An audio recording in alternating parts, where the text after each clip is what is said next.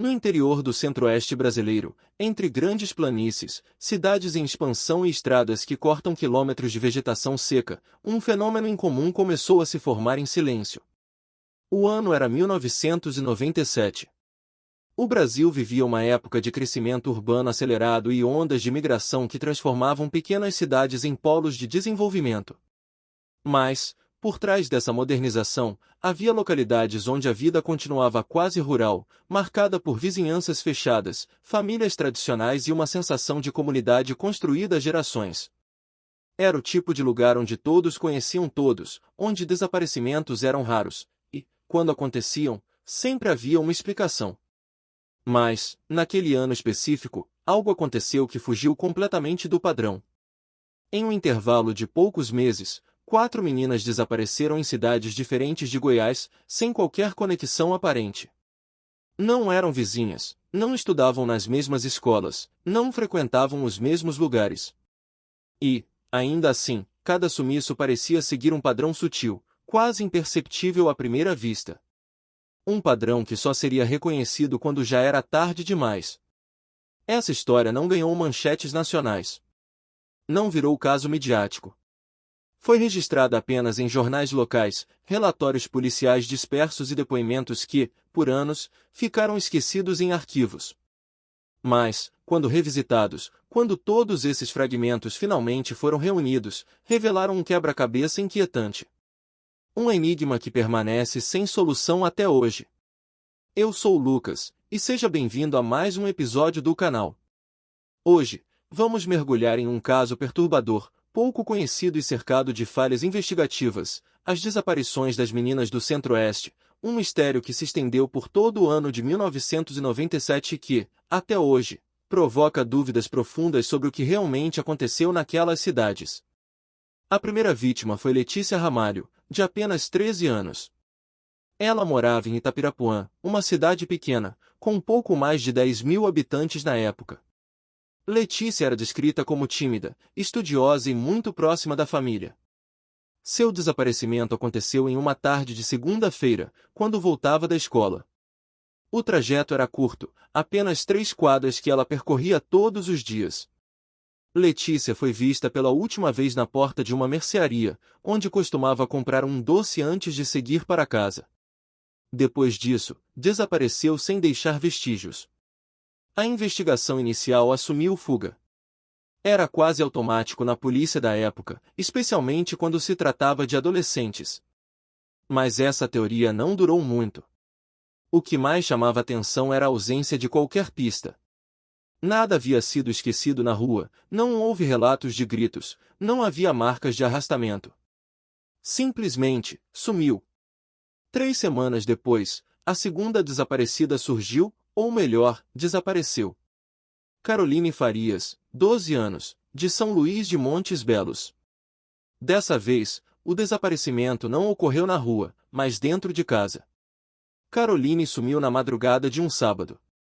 A mãe relatou que a menina havia ido dormir normalmente, e tudo estava trancado.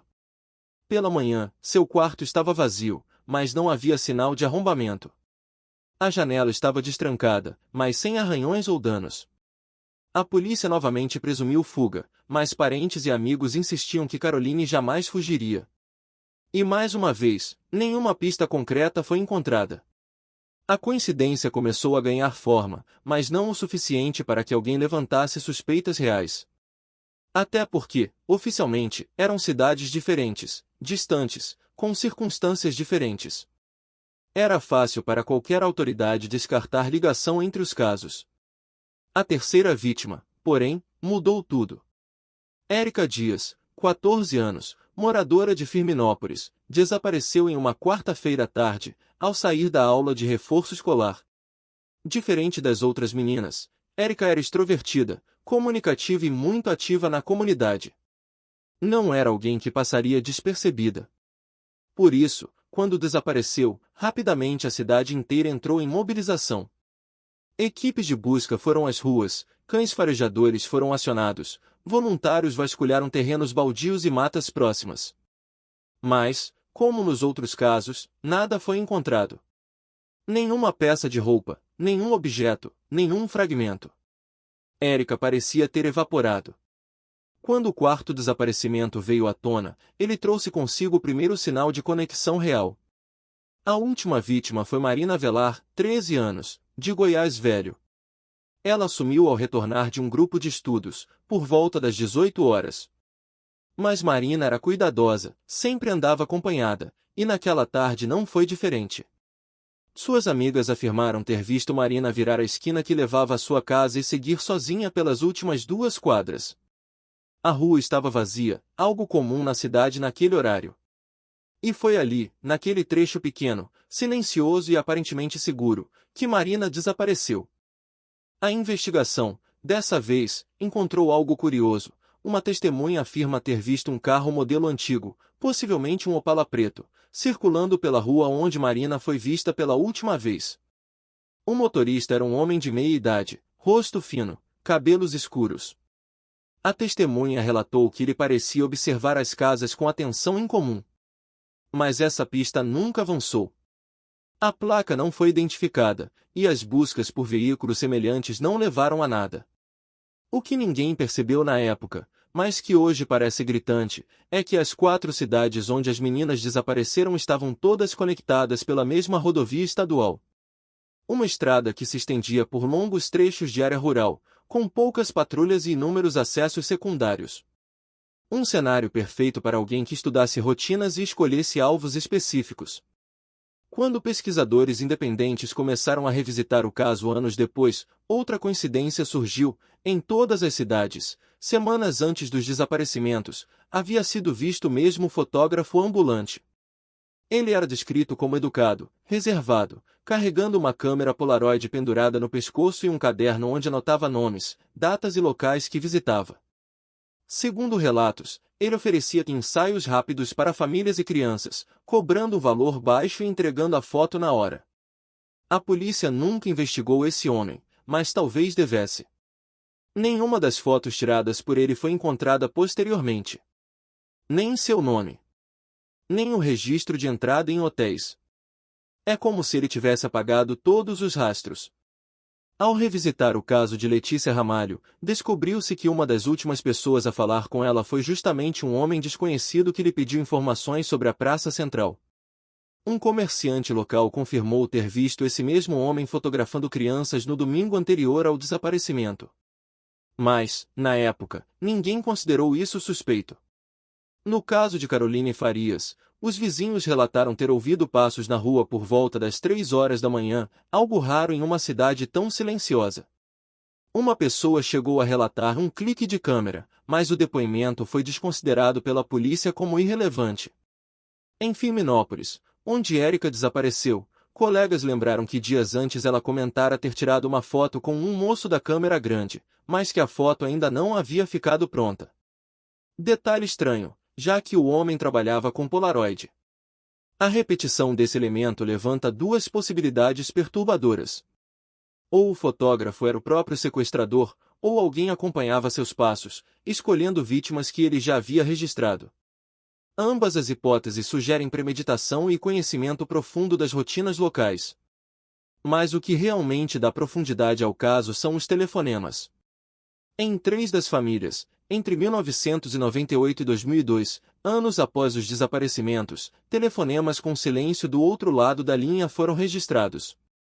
Curtos, diretos, sempre no mesmo horário, entre 22 horas e 23 horas. Em apenas um deles, uma frase foi dita, baixa, rápida, quase inaudível. Ela ainda está com medo. A polícia alegou trotes, mas as famílias acreditam até hoje que os telefonemas eram reais. O ápice desse caso aconteceu em 2005, quando uma caixa de madeira foi deixada na porta da casa dos pais de Marina Velar. Dentro dela, havia apenas um item, uma fita de cabelo infantil, vermelha, que a menina costumava usar. A família entrou em desespero. A polícia coletou o objeto, mas as evidências se perderam durante a transferência de delegacias. Nunca mais foram vistas. Ao analisar o conjunto completo de informações, o perfil comportamental do possível sequestrador começa a tomar forma. Trata-se de um indivíduo extremamente paciente, organizado, estrategista. Alguém que se mistura com facilidade em comunidades pequenas, que observa primeiro, age depois. Um predador social, capaz de criar rotinas e hábitos específicos para atrair vítimas.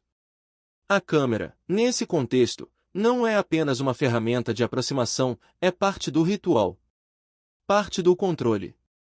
A rodovia que conecta as cidades indica mobilidade.